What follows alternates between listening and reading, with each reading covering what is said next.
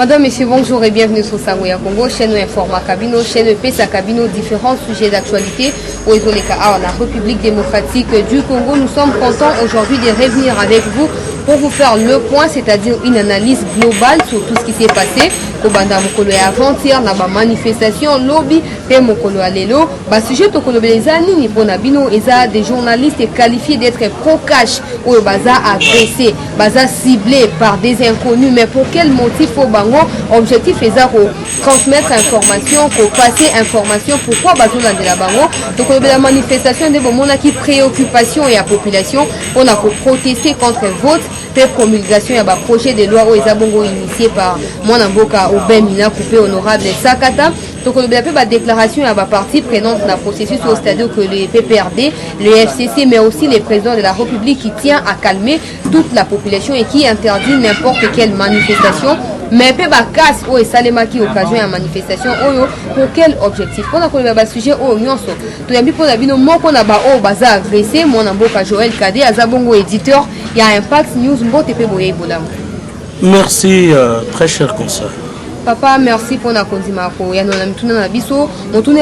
Pourquoi les journalistes qualifiés des pro-cash doivent être agressés alors que leur travail consiste simplement à informer l'opinion?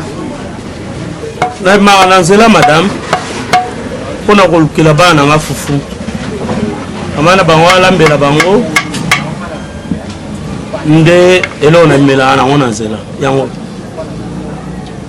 Na defendara mutute. Nazalaka mutu ya mutute. Na defendaka intérêt ya Congo. Intérêt pour na bana ngate, pour na maman ngate. Oh baboma.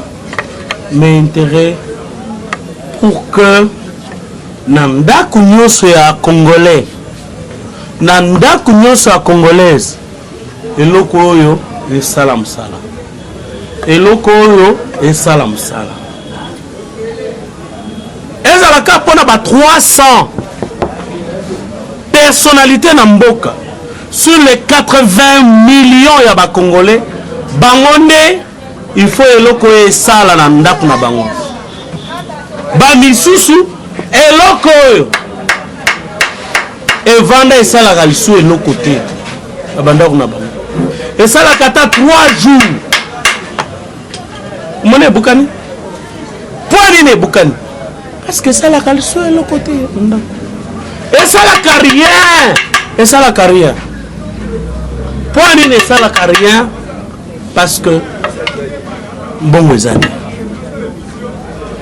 vous comprenez yango et tu on a fait ça. Pourquoi Bino Boza ciblé pas les autres seulement vous? Maman ce bato bakalisi ke nazana kiseke nazana été so bato bakalisi ke Tshisekedi asapesa mbote na vina nga apesa jamais mbote Tshisekedi aliaka na Daniel Safu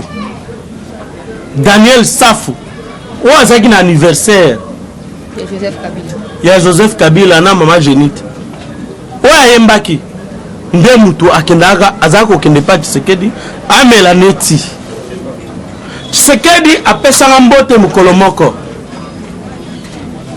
Félix Antoine Mokolo papa na bango azo sala conférence de presse ya ko clôturer ba travaux ya o ezaki na conférence o ya Genval. Non pas Genval Senko. Merci mon frère. Nde mokolo o Félix Antoine Tshisekedi secrétaire général adjoint de l'UDPS apesa mbote na loboko alobi apesa bonjour Joël Kadendanga de mokolongana Félix Antoine Tshisekedi tokutana osomona quartier na vandi na quartier ya batu nyonso natikala na meko vana na Gombe na vana Gombe ka epa ya nanga pasteur William Ndambo Abol Ndambo ya nanga tawo na utaki Lubumbashi kwa ko vanda na mwana nga liboso fadi. J'ai quitté mon épouse, moi et mes enfants, et pas Wapina Tongandako. Tolongwa, quand c'était le premier carton jaune pour Félix Tshisekedi à Pesaka. nde tolongo kuna naya kovana ndako moko awa ndako moko ya pambala parce que les amis de l'ANR m'avaient demandé nalongwa na ndako wana le 18. Pourquoi? Parce que on allait me tuer le lendemain. Nabi me nakozwa mbongo ya loyer wapi, nakozwa mbongo ya garantie wapi.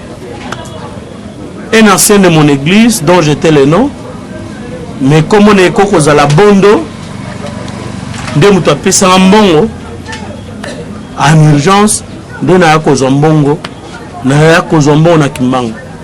C'est comme ça que j'ai quitté ma propre maison pour na kofutela. Si les lopé batu bakota ndako na ngate parce que le lendemain baboma batu 3 na lupango na ngai. Et aujourd'hui on nous dit Christian Bosembe, Joël Kadendanga, Dionit Kanyinda, ba journaliste proche à Cash, il faut pas subir ba représailles au regard ya attaque ndako ya Jean-Marie Kassamba. Toutes les gens ne le savent pas. Jean-Marie Kassamba est mon cousin du côté de ma mère. Sa mère est de Kamoucha, dans la province du Kassai. Claude Molicho, c'est mon ami personnel. Jean-Marie Bassa, c'est mon ami, c'est mon collègue au niveau de l'UNPC. Mais balobi, bakwa ko tumanda kunanga. Maman, na sofa na ndako abatu. S'il vous plaît. Naza ndako kunanga te. Na longwa ndako kunanga parce que ba yebisanga na longwa. Le 18 septembre 2016. Na longwa ndako kunanga. Na ko futé les sous grâce à mon ancien de l'église Bondo. De na longwa e ndako kunanga na ko vanda na ndako ko futela. Si le long na vanda na ndako abatu. C'est pourquoi j'ai condamné tous ceux qui ont perpétré des actes de violence sur la maison de Jean-Marie Kassamba, la maison de André Kimbuta, le sénateur, sur la maison de Ngoïka Sanji, le député. Parce que Bazobana Banda Kwana Ba locataire, locaux Langaï. Donc, Eza, Bakolo Lupangute. Fallait Baluka Ngoïka Sanji Vandaka. Et puis Jean-Marie Kassamba. Et là, on a un journaliste, je dis bien journaliste. Pour un bon politicien, madame, vous le savez, vous êtes journaliste comme moi, ce n'est pas facile. Je dis bien, ce n'est pas facile. Vous m'avez trouvé sur la rue, c'est pourquoi je dis non. Je ne peux pas vous refuser mon interview, je vais vous l'accorder. Claude Molicho wana, avant na yolo, azana nini, na kopese loko. C'est tout simplement un engagement, une passion. Il y a qu'à défendre Kabila. Donc il ne faut attaquer Moutoukane, que tu n'es autant que Souma. Il n'y a même pas longtemps. Kabila pèse sa cahier l'autre côté. So Kabila banda kopé ça, na Jean-Marie Kassamba, Jean-Marie Bassa, Claude Molicho et Loko. Bale bavana na yolo surité maman. Bale yabasa na Makamba, na Gombe, place wapi, ils ont sécurisé. Je condamne ça. Mais na Jean-Marie Kassamba qu'il puisse monter les stratégies pour arrêter les sportifs du PPRD qui veulent m'attaquer. Nananda kunanga, batnyos baebi pananga, batnyos baebi ndakunanga, batnyos baebi bananga, batnyos baebi mutukananga, je n'en ai qu'une seule. Mais j'ai confiance dans le Seigneur Jésus qui va me protéger. Voilà tout ce que je pouvais vous dire sur votre premier sujet. Voilà, la réponse elle est tellement claire et vous avez compris qu'il est tout simplement journaliste et son travail consiste à informer l'opinion publique. Manifestation et la population OSC soulevée, certains observateurs accusent l'IDPS d'être en tête. Il y a des manifestants d'une part dans le pouvoir, d'une part dans l'opposition des babongisi ba stratégie pour la quitter sur le terrain. Mais alors que yopé journaliste nanga le quoi qui sur le terrain comment que c'était pas du tout les militants de l'UDPS. Quand même on peut espérer que la population est désormais vigilante à tout ce qui se passe au sein de l'Assemblée nationale. Oui, Moussala papa Etienne Tshisekedi de Salaki paix à son âme. Les qui permettre na Congolais à la conscience na yemoko. la confiance na yemoko, ça veut dire ayeba ko analyser makamna ndenge na yemoko, ko analyser makamna ndenge na yemoko, attirer ba conséquences na ndenge na yemoko, ayamba mot d'ordre ya mutute. Ba massa bandeko bakitaki na nzela avant-hier, c'est parce qu'il y a 3 propositions de loi. Les 3 propositions de loi portant sur l'organisation et fonctionnement de Conseil supérieur de la magistrature. Ces 3 propositions de loi viennent à quel moment? C'est au moment où M. Youma, président du conseil d'administration de la GECAMIN, est poursuivi pour 200 millions de dollars empruntés pour la GECAMIN, mais qui n'ont jamais servi à la GECAMIN. M. Youma a organisé à l'hôtel du Fleuve plus de une fête pour le mariage de sa fille, a dépassé 5 millions. Pendant un mois, Moutouakotaki hôtel du Fleuve T, ce n'était que ses invités. Les invités de sa fille, les invités de sa belle famille et les invités de sa famille ont été là. Une fête ostentatoire, ostensible et agressive, pour ne pas parler d'arrogante, face à la souffrance de la population maman. Je dis bien, une fête ostentatoire, ostensible, arrogante vis-à-vis de la souffrance de la population. S'il vous plaît. Et il faut voir la conférence de presse qui avait précédé la fête du mariage de sa fille qui avait coûté plus de 5 millions de dollars. Il faut voir. C'était des attaques personnelles. C'était une violence verbale que l'on ne pouvait pas retrouver dans les chefs des hommes d'État. Tout simplement pourquoi? Parce que on a l'argent. On a l'argent. Et les lois Minaku, quand ça a commencé, le premier jour, M.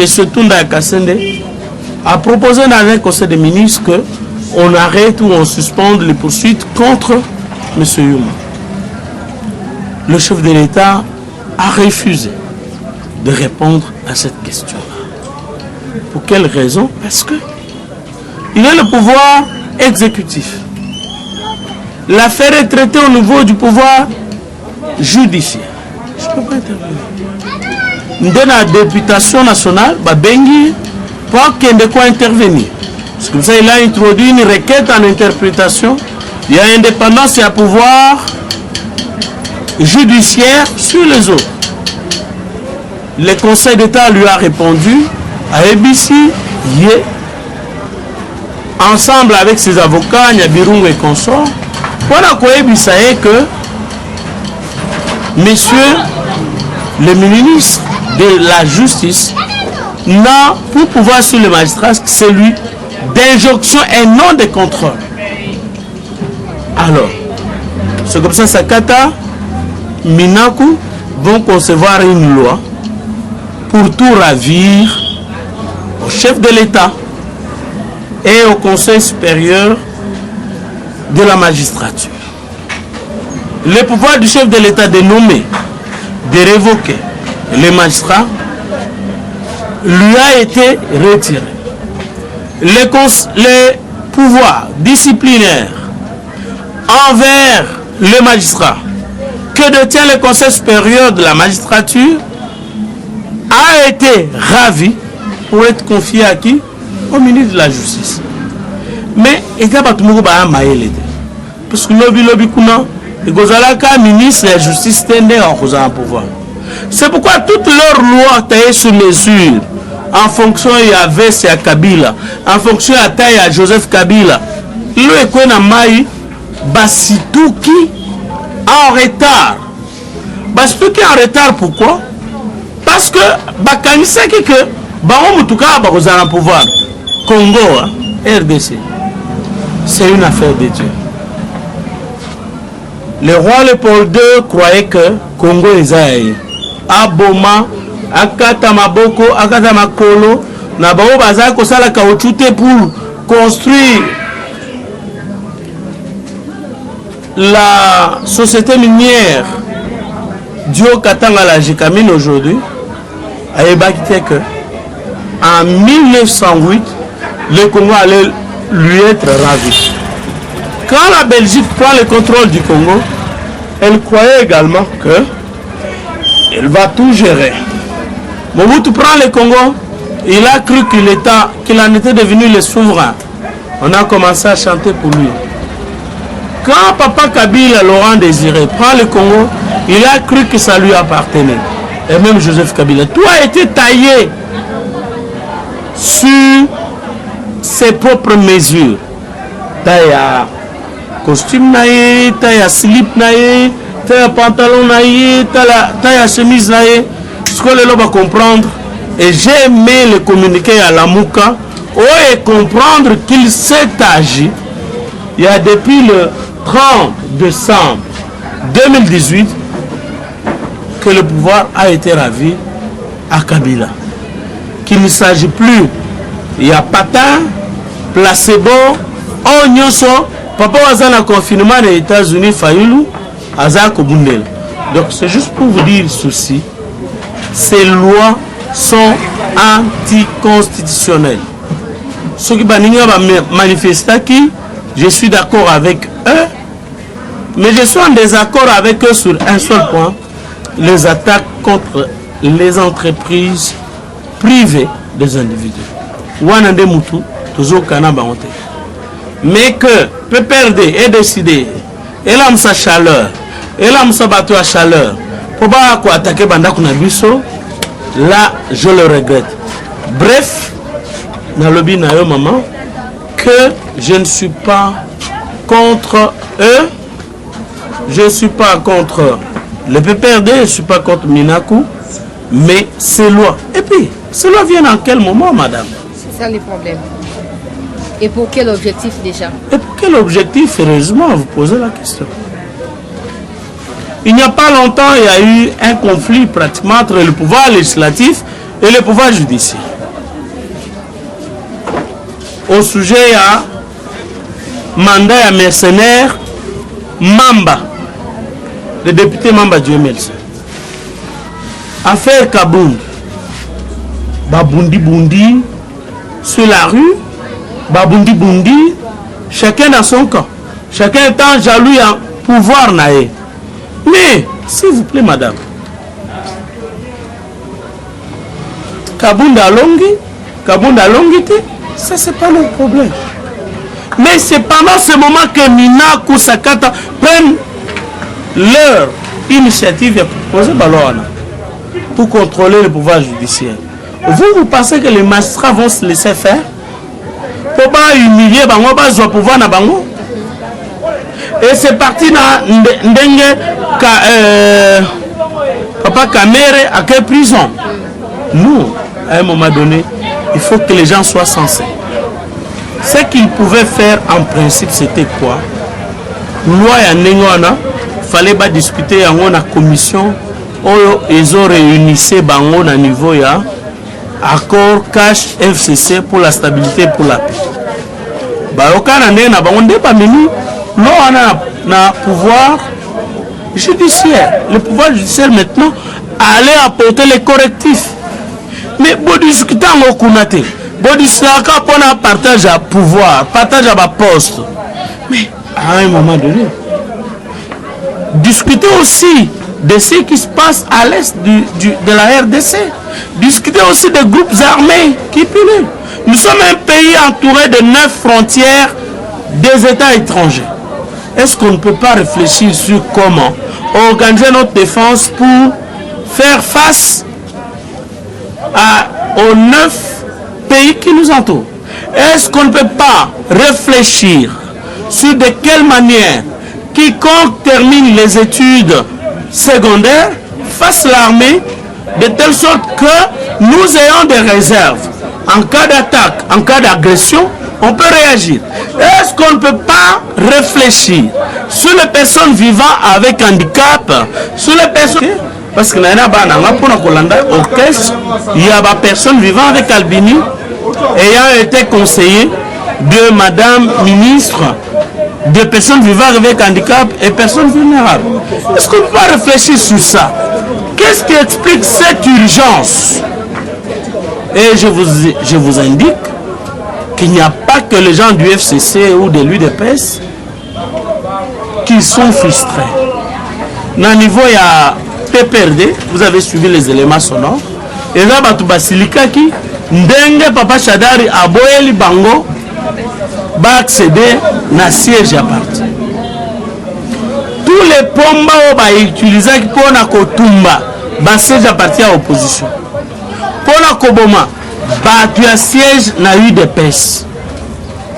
Bango lelo basiliki. Parce que bazo ni retrouver te. Balobaki bakotumba ndako ya Chadari. Balobaki ba robomaye. Et si kanyo so bakozoye, bakobuka soit loboko, soit lokolo. Laissons-la, moi je les ai. Je pourrais vous les transmettre immédiatement après l'émission. Justement pour vous dire quoi? Les frustrations ne viennent pas que de l'UDPS. Et on ne peut pas empêcher les gens de manifester lorsque 300 personnes, j'ai dit bien 300 personnes, veulent se jeter dans la caverne moko à impunité pour qu'ils ne soient jamais poursuivis. Savez-vous, madame, que la loi portant protection des anciens chefs de l'État élus et des anciens chefs de corps. Vous savez que Joseph Kabila comme au moment Zela Boy, pour rendre la justice, il faudrait que le Congrès décide. Ou bien, il y a un zolo bano.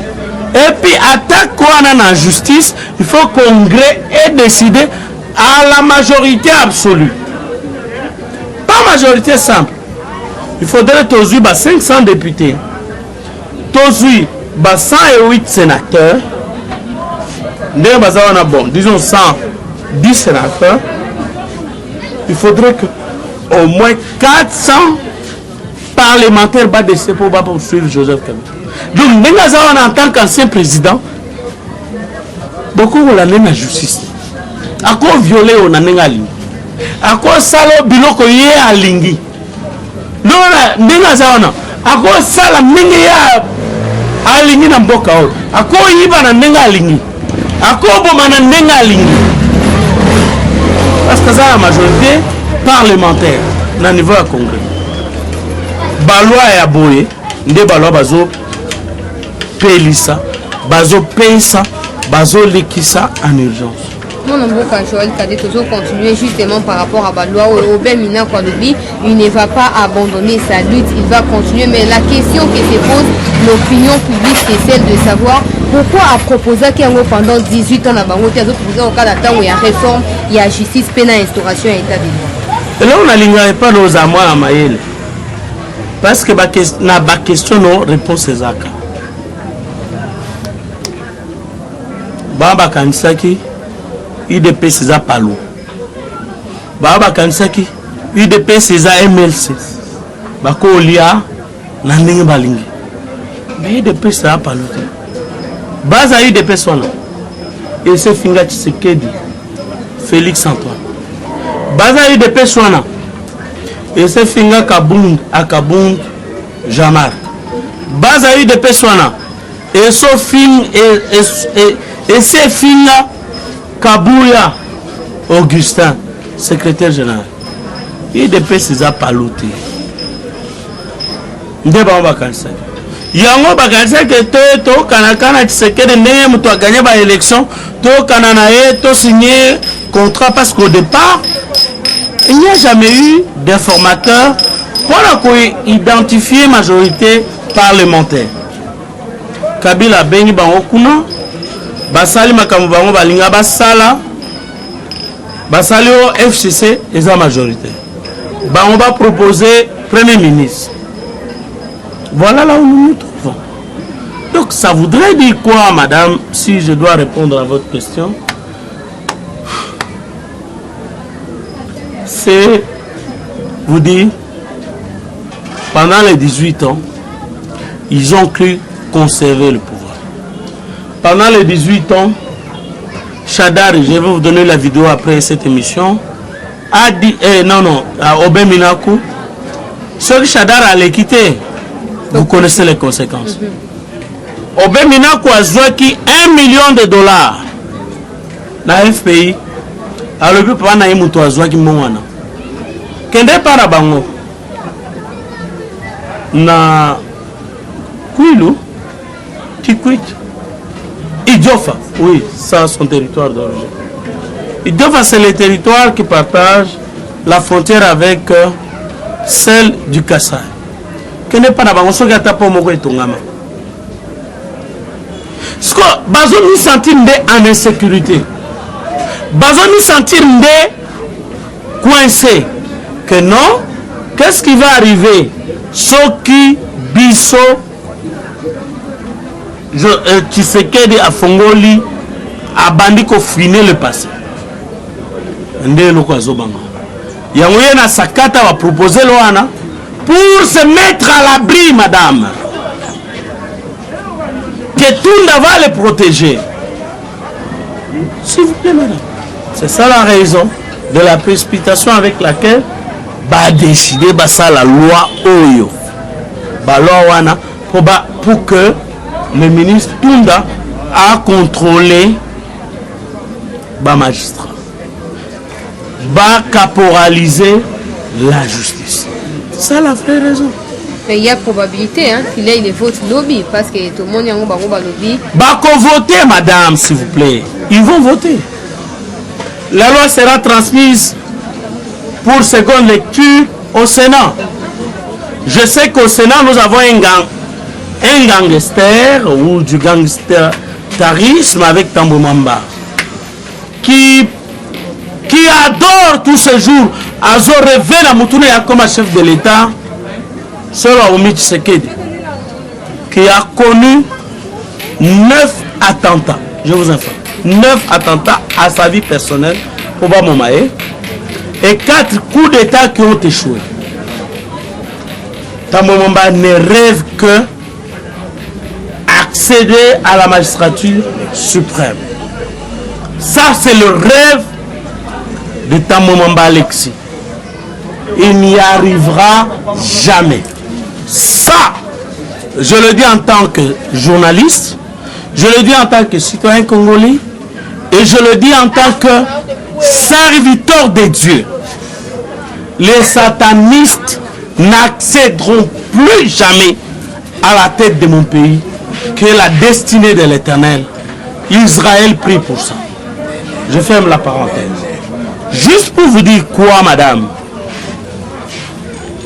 Qu'ils votent. Félix va leur renvoyer ça pour lecture parce qu'il compte.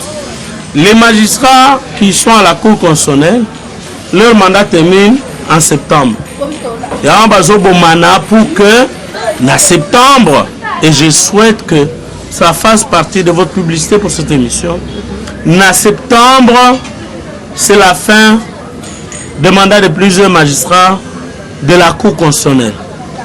Il y a un Moko Minako, à l'Ingaz à la Cour, envoyé là-bas à Sakata pour bloquer Tshisekedi. Bango ba décidé que balon la paix le premier ministre Sylvestre Ilunga parce qu'il y a un bloqué Tshisekedi. Batindela qui est Mabunda qui est pratiquement robot, un robot. Bakatanye baboy. Batindelier Oazalaka rebelle agresseur. Yamboka pona Kabila tokoko lobane terroriste ya Kabila Bochab Tshisekedi aboy batindelie au professeur Nangai ya deuxième graduat Mova Sakani Henri Tshisekedi aboy nde bazo discuter ce que pona Mbuyu l'ancien conseil du chef de l'État was à la première ministre Félix Aondimaye a Kondimaye nous le préférons. C'est quelqu'un de pratique, de pragmatique. Attends, Manabango, Azaka, Rwandaise ou Tutsi, ça c'est pas notre problème, mais Bouyou reste congolais et il se sent congolais.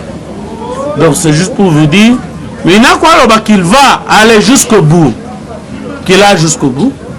Il a 4 barrières. La première barrière est le Sénat, qui va analyser cette loi au regard de la Constitution. Deuxième barrière, c'est la Cour constitutionnelle, qui va demander la conformité de ces lois à la Constitution. La troisième barrière, c'est le chef de l'État lui-même, Félix Antoine Tshisekedi. S'il accepte de promulguer les lois.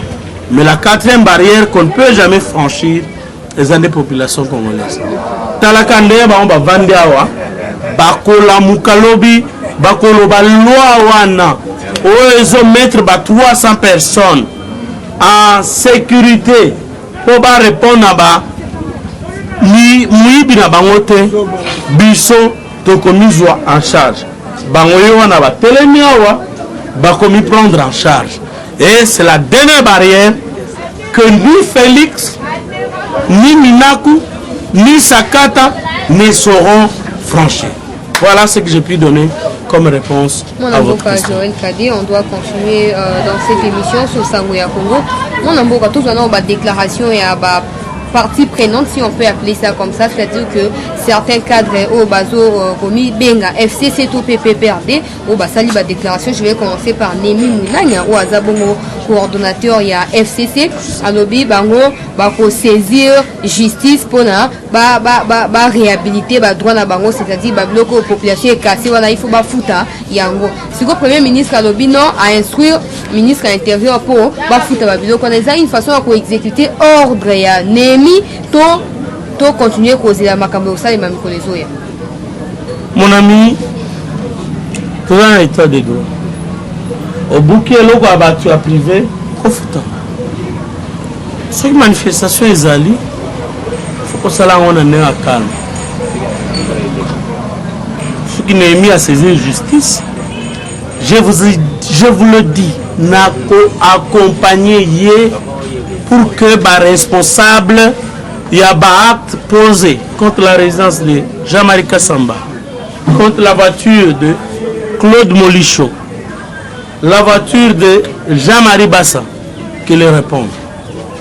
En tout cas, je n'ai pas une autre réponse à vous donner quant à ça. Maintenant, le problème, c'est que on a poussé Bango Balobi, Bango Balingi justice, Balingi république, il y a un juge. Mais pourquoi on a problème dans Bango Balingi sous saisir justice? Il y a un lobby, maman. Balingi justice, ça va juger. Mais le lobby, Balingi justice, il y a un juge. Pour nini parce que justice, bakanisa ko za kanga mona ba. Yo moni magistrat nini akondima lelo ba défendre pouvoir nae na nzela a condamner muto ako marcher pour nae. Botika maman, botika. Je n'en vois pas. Moi, Joël Kadé, Emmanuel Ramazani Chadari, secrétaire permanent, il y a PPRD à sa déclaration à lobby. Il a regretté le fait que le Bango va payer sa pouvoir à pas voyou ou n'a même pas école maternelle. Mais je tiens à rappeler également que Chadari, avant d'aller au PPRD, qui membre et à UDPS, est-ce que ma propos on a digne d'un homme d'État d'un homme politique comme Chadari? Maman, s'il vous plaît. Aujourd'hui, maman, au sein de la télé 50, vous êtes journaliste beaucoup, Yébana, Chancel, s'il te plaît. À un moment donné, comme il quitte sa tête, Yébani, aux âges journalistes, ça m'a yélé. Ceux qui te tannent, voyou 10 na Congo, oi, n'a lobby bien. Monsieur, braque la caméra sur moi. Ceux qui te tannent, voyou 10 ya Congo. Tout le voyou 10. Tout le monde 10 na Congo. Papa, Ramazan Chadari, Azara Katiti. Mutosolo bana yo. Solo robino mana yo. Yo talo banini mama yo. Ça c'est quelqu'un d'éduqué. C'est un voyou. C'est mal éduqué. C'est quelqu'un qui n'a pas subi une bonne éducation de ses parents. Parce que maman, yo talo mama yo. Coup sur coup. Arrêtez un peu ça. Donc si on peut aujourd'hui se référer à la moralité, contre une chose, madame. Il faut monsieur ici. Contre une chose, madame. ce que l'on appelle autorité morale. Moi, je préfère que Babenga Baomba autorité immorale. Ils n'ont aucune leçon à donner au peuple congolais. Dozo Chadari, Alobaono, Tobes pouvoir. Chadari a raté les élections. Pourquoi? Parce que le moment pour qui est Félix Azaki Posa, qu'est-ce que je dis? Joseph Kabila Azaki Posa, le cas, président de la République. Azaki Posa, Azaki Posa, tika pouvoir Nanzela. Azaki Posa, mon Fayoulou a gagné réellement les élections. Ce qu'ils ont attribué, ce qu'ils ont un tribalité. Monsieur Mbongo, Naobenga Kaye, jamais cardinal. Alingar qui a soutenu Félix Antoine Tshisekedi Lelo. On réalise que, au regard, il y a des actions surtout pour l'état de droit. Félix, c'est ça le Moussala, madame. Donc c'est pour vous dire que finalement, Ngana Moni Chadari Moutouté, sincèrement je vous dis. Azana milice, na Kasongo, Azana milice, ce sont des épouvantails qu'il expose à Joseph Kabila. Bah continue comme moi, c'est tout ce que je peux vous dire, maman. Moi, il faut tout chuter, bien émission, il faut ici là. Tout ce qu'on a Italie à Midachature, moi c'est à Vital Kamel, nous avons invité Lélo. Peut-être que déjà si Azapé présente na parquet à grande instance, bah bien aillé déjà bah compte c'est tout qui confisqué. Mais pourquoi soit invité ce que bah enquête? Maman Oazo le Canazela na Ngouba nan est-ce qu'il va servir ngaya parce que ngana za muto peuple il faut que servir ngana émission na bino. Est-ce que maman ya ko tshela Ngouba ya 1000 francs na Manioko à 1000 francs s'il vous plaît. Madame Amir Chature caméra saganinde na biso. Moi je me suis marié. Na mariage na Zwaki bah invité d'une importance capitale. Comme tu as dit ça, oh non, tu as invité Nini, bah payer plus d'$1 million et bah cadeau. Pas ça qu'on a vu sur Tony. Mariage en salé en février. Mais mouvement bon est bandé en avril. Bah tu peux bon $1 million nandako. Arrêtez ça, s'il vous plaît, madame. En tout cas, je ne veux plus parler de Kamere. Kamera Sakani Naba Congolais. Famille à Kamera. Et puis, dans la plus petit, on a voyou. Ici. Azolo bana juge Pierrot. Ok. Et puis, à ça, l'angoisse, à la type chapelet. Et ça, c'est catholique. Et là, chapelet, à magicien, et sataniste. Il y a un monarchie, parquet général. Eza kosenga caméra kanga butona parce que pour aloba il fallait m'y inspirer na bandokyo baza communiquer un message. Je ne vais plus parler de caméras sincèrement. Je vous dis ce type sait jouer de nous akasi biso ba yuma to ba zoba nani na zomo na bato ba soutenir rien azo betela ba on kama beaucoup parce que tous en état de droit mais Kamera est l'unique sanction qui lui convenait. Zala kaka. Ba pendre. Tu comprends, madame? Moi, je vais regarder ma tonne de pour la réponse. Merci pour la réponse. Je vais biso bongo lobano ya suka des années dans la émission. Nous attendons, ma chère sœur, na causé la baya kwa takenda kwa batu. Ya bayores nanga nanda okuti nanda ngayo na vananda baya kwa takenda kwa batu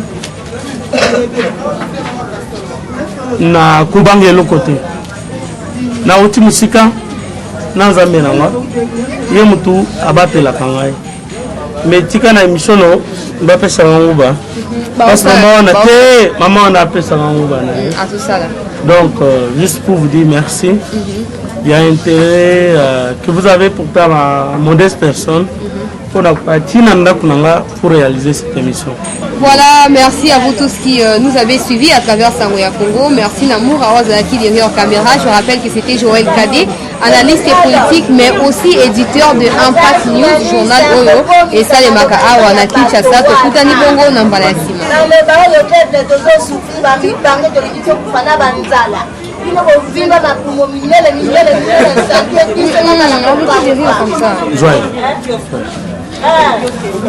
Va maman. Non, pas. Ah ouais.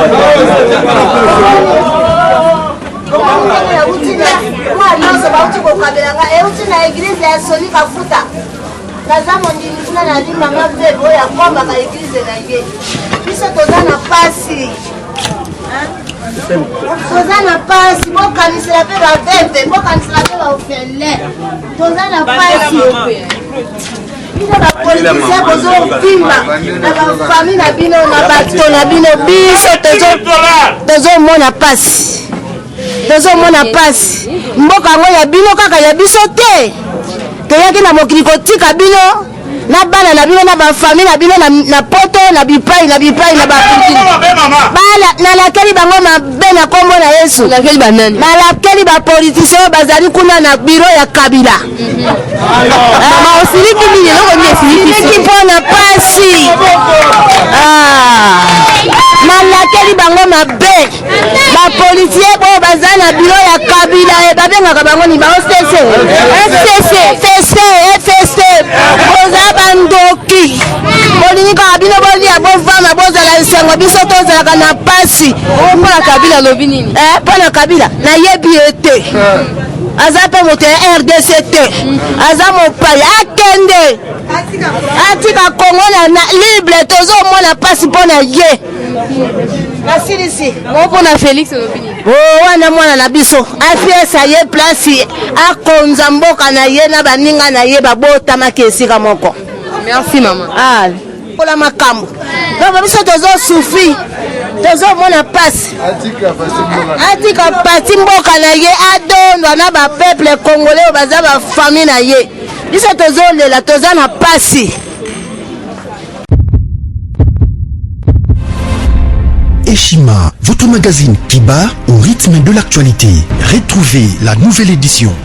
Exclusivité, l'an 1 des Basseyane Nanga. Métamorphose et décollage de la province du Haut-Ouélé. À la manœuvre, Christophe Nanga. Avec abnégation et patriotisme, les gouverneurs Basseyane est déterminé à lancer la province du Haut-Ouélé sur la voie du développement intégré. Interview, prise en charge des malades, la maîtrise de la propagation du coronavirus. Docteur Eteni répond à toutes les questions. Économie, la baisse des prix, les combats permanents d'Acacia, Bandoubola. Dossier Eshima, mécanisme national des suivis historiques et réalisations. Focus, Sele Yalagouli propose des nouveaux paradigmes de développement indispensables à la relance de l'économie. Nation, championne du social, Agnès Mouad Nawej et la CNSS offrent $1 million dans la lutte contre la pandémie Covid-19. Moussa Mondo sensibilise et prend en charge des personnes vulnérables. Parité, Olive Lembe Kabila, modèle de générosité et d'entrepreneuriat féminin. Afrique, un déconfinement aux multiples facettes. Retrouvez l'intégralité du magazine Eshima dans les kiosques. Eshima Magazine, un nouveau standard d'information.